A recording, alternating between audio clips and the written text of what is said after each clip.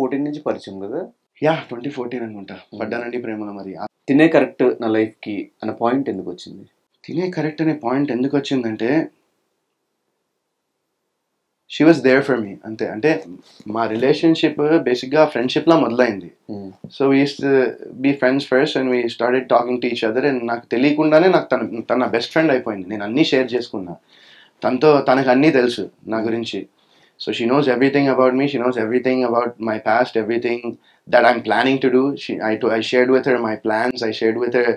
నేను తనతో అన్నీ షేర్ చేసుకోగలిగాను. అండ్ తను కూడా వైస్ వర్సా, తన పెయిన్, తన ఫ్యామిలీ, తను ఏం ఫేస్ చేసిందో తన లైఫ్లో అవన్నీ నాతో షేర్ చేసుకుంది. And we became very close friends. And after that మా ఇద్దరి మధ్యన ఎక్కువ మాటలు కానీ, డేట్లు కానీ, లేకపోతే బయటికి వెళ్ళాలి కానీ, సినిమాలు థియేటర్కి వెళ్ళాలి కానీ, షికార్కి వెళ్ళాలి లేవు. సో అది ఎలా ఉండిందంటే తన మైండ్లో ఫిక్స్ అయిపోయింది నాతోనే షీ వాంట్స్ టు ట్రావెల్ అని. సో నన్ను అదే అడిగింది, నువ్వు కూడా అది ఫిక్స్ అయితే మనం ఇంకా డైరెక్ట్ పెళ్లి చేసుకుందామని అడిగింది. సో నేను ఇంకా ఐ వాజ్ లైక్ డన్. మా చెల్లికి కూడా పరిచయం ఉండింది వితిక. ఫస్ట్ మా చెల్లికే పరిచయము. సో అలా మా చెల్లి నుంచి మా మమ్మీతో మాట్లాడి, మా డాడీతో మాట్లాడి, నాకు భయంకరంగా అంటే నేను బాగా కనెక్ట్ అయిపోయిన థింగ్ ఏంటంటే, నేను ఒకసారి మేము ఇంకా అప్పటికి రిలేషన్ అంటే వీ వర్ జస్ట్ టాకింగ్, అప్పుడే మా రిలేషన్ స్టార్ట్ అయింది. అయిన తర్వాత నేను యూఎస్లో ఉన్నాను, లాస్ వేగస్కి వెళ్ళినాము న్యూ ఇయర్కి, 31st డిసెంబర్. న్యూ ఇయర్కి బర్త్డే, నాకు ఎగ్జాక్ట్ గుర్తు రావట్లేదు, బట్ న్యూ ఇయర్కి అనుకుంటా. లాస్ వేగస్ వెళ్ళాం నేను, మా మమ్మీ, మా డాడీ అండ్ మా చెల్లి. వెళ్ళి ఇంక అక్కడ సెలబ్రేట్ చేసుకుందాం అంటే తను ఇక్కడి నుంచి నన్ను సర్ప్రైజ్ చేసి యూఎస్కి వచ్చేసింది న్యూ ఇయర్కి. నాకు గుర్తులేదు, న్యూ ఇయర్కి వచ్చింది. నాకు అసలు ఫ్యూజ్ అవుట్, ఎందుకంటే నా లైఫ్లో ఎవరు అలాంటి సర్ప్రైజ్ నాకు చేయలేదు. సో అది నాకు భయంకరంగా నచ్చింది. అండ్ ఈ సర్ప్రైజ్లే కాదు, తనతో ఉంటే నాకు ఎవ్రీడే ఒక సర్ప్రైజ్ లా ఉంటుంది, ఈ రోజు వరకు కూడా. So that is what she's full of surprises and she's చాలా కైండ్ హార్టెడ్ వ్యక్తి, చాలా పెద్ద మనసున్న person Vithika. So that is what I love about her. Lucky bro, ఇప్పుడు కూడా పాపం వెళ్ళేటప్పుడు కూడా తినేసేళ్ళు, బయటికి తినేసేళ్ళు, 4 చెప్పారు మరి ఇంటర్వ్యూ మధ్యలో ఆపు మరి. సో ఈ మ్యారేజ్ డేట్ గుర్తుందా బ్రో? మ్యారేజ్ డేట్ ఎందుకు గుర్తుండదు? August 19th. బర్త్డేనో న్యూ ఇయర్ గుర్తు? న్యూ ఇయరే, అది న్యూ ఇయరే. ఇది marriage day August 19th. Vithika గారి బర్త్డే Feb 2nd. ఇవన్నీ ఇవి మర్చిపోతూ ఉంటారు కదా. అంటే మాది పెళ్లి కూడా ఎట్లా అంటే August 18th మొదలు పెడితే 19th కంప్లీట్ అయింది. అదేంటి? నైట్ అయింది. నైట్ అయింది. నైట్ నుంచి ఇంకా నెక్స్ట్ డే వరకు జరిగింది అనమాట. సో నేను అప్పుడప్పుడు 18th అంట, 19th అంట, బట్ 19th అయితే ప్రాసెస్ మొత్తం అయింది కాబట్టి 19th. ఆ మధ్యలో ఒకటి గొడవలైంది, తను సూసైడ్ అటెంప్ట్ చేసింది, ఇవంతా అది గొడవలు ఏం కాదు. నేను అదే అంటున్నా, అందరూ అదే అడుగుతున్నారు. ఇది నేను దీని గురించి చెప్పి అన్ని ఇంటర్వ్యూల్లో నాకు అసలు ఇంకా చెప్పాలని కూడా లేదు. బట్ నేను ఆల్రెడీ చాలాసార్లు క్లారిఫికేషన్ ఇచ్చా దీనికి, చాలాసార్లు రెస్పాన్స్ ఇచ్చా దీనికి, బట్ మళ్ళీ చెప్తా అడుగుతున్నావు కాబట్టి. సో అదేమైందంటే వితిక ఆ టైంలో తనకి స్లీపింగ్ ప్రాబ్లమ్ ఉండింది, తనకి ఇన్సామ్నియా వచ్చి she was not able to sleep basically. So they gave her strong doses of ఇవి అదే స్లీపింగ్ టాబ్లెట్స్ ఇచ్చారు, ఇన్ని డేస్కి వేసుకోవాలని. సో తను ఏం చేసిందంటే బేసిక్గా she had a tablet and she forgot that she had it. Basically తను మర్చిపోయింది ఆ టాబ్లెట్ వేసుకున్నానని. సో ఇంక సంథింగ్ తినేసిందా, మళ్ళీ ఇంకో టాబ్లెట్ వేసేసరికి she felt very weak and కళ్ళు తిరిగినట్టు అనిపించి she got admitted to the hospital. కళ్ళు తిరిగినాయి, వీక్నెస్గా అనిపించిందని. నేను అప్పుడు యూఎస్లో ఉన్నాను. సో ఇక నేను వెంటనే వచ్చేయాలని, ఏంటి అసలు ఏం జరిగింది అని వెంటనే వచ్చేద్దాం అనుకుంటే she was like, no I'm fine, I'm in the hospital, ఇలా నాకు కొంచెం లో బీపీ అయిపోయింది, కళ్ళు తిరిగినట్టు అనిపించింది అని చెప్పి ఇమీడియట్గా అది గేవ్ హర్ సలైన్ వేశారు, వచ్చేసింది. దాన్ని అందరూ పట్టుకుని ఇంకా ఏదో గొడవలు అయిపోయినాయి, ఏదో అయిపోయింది, ఇంకా థంబ్నెయిల్స్ అన్నీ వేస్తారు కదా కొంతమంది, అలా వేసేసి ఇంకా దాన్ని కొంచెం ఏదో ట్రై చేశారు.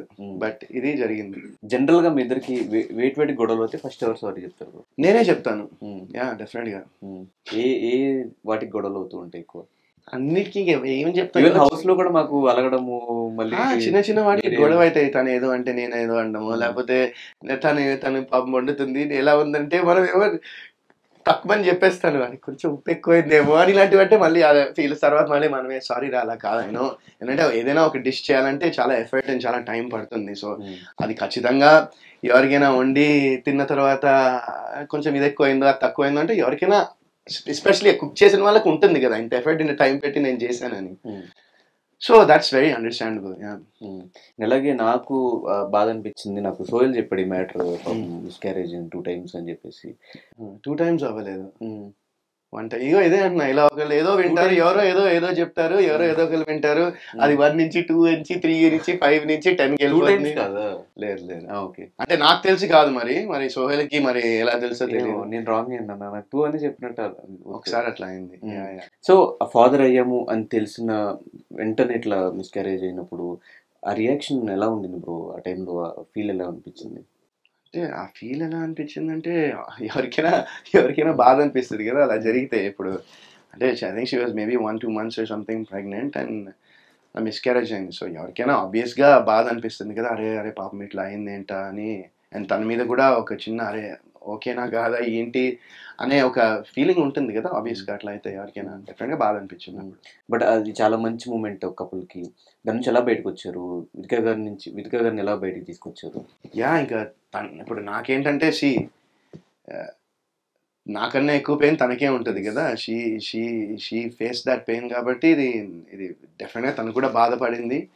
అండ్ ఆబ్వియస్గా it take some time to, ఆబ్వియస్గా ఎవరికైనా కొంచెం టైం పడుతుంది కదా బయటికి రావడానికి దాని నుంచి. సో అలానే జరిగింది, it took some time. And ఆబ్వియస్గా లైఫ్లో ఏదైనా టైం అనేది ఇట్స్ ద హీలింగ్ పాయింట్. అది టైం అనేది ఏదైనా ఏ నొప్పినైనా హీల్ చేస్తుంది. సో నెక్స్ట్ ఎప్పుడు ప్లాన్ చేస్తున్నారు మరి? ఏమో చూద్దాం, ప్లాన్ చేసినప్పుడే చెప్తాను, మీకే తెలుస్తుంది కదా ప్లాన్ చేశాక. వితికాని చూస్తే తెలిసిపోతుంది. సో ఈ సినిమా మీద మంచి హోప్స్తో ఉన్నారు కాబట్టి, ఈ cinema first day first show ఎక్కడ చూస్తున్నారు, ఎవరితో చూస్తున్నారు? ఈ cinema first day first show మా టీంతోనే చూస్తాను ఖచ్చితంగా. మా టీంతోనే చూస్తాను first day first show. And మా వైఫ్తో మేమందరం కలిసి చూద్దాం అనుకుంటున్నాం. ఇంకా ఏ థియేటర్ ఏంటో అనేది నేను నెక్స్ట్ షేర్ చేస్తాను మొత్తం అంతా.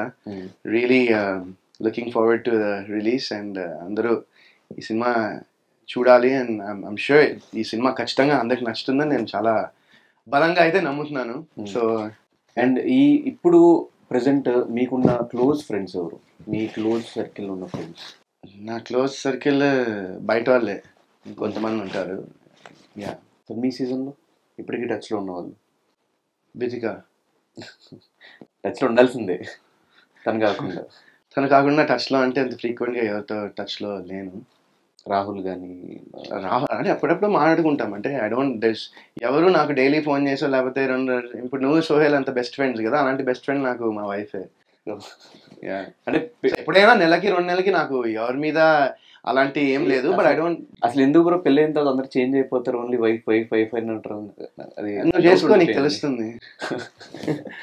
ఈ భయపడే చేసుకోకూడదని డిసైడ్ అవుతున్నా నేను.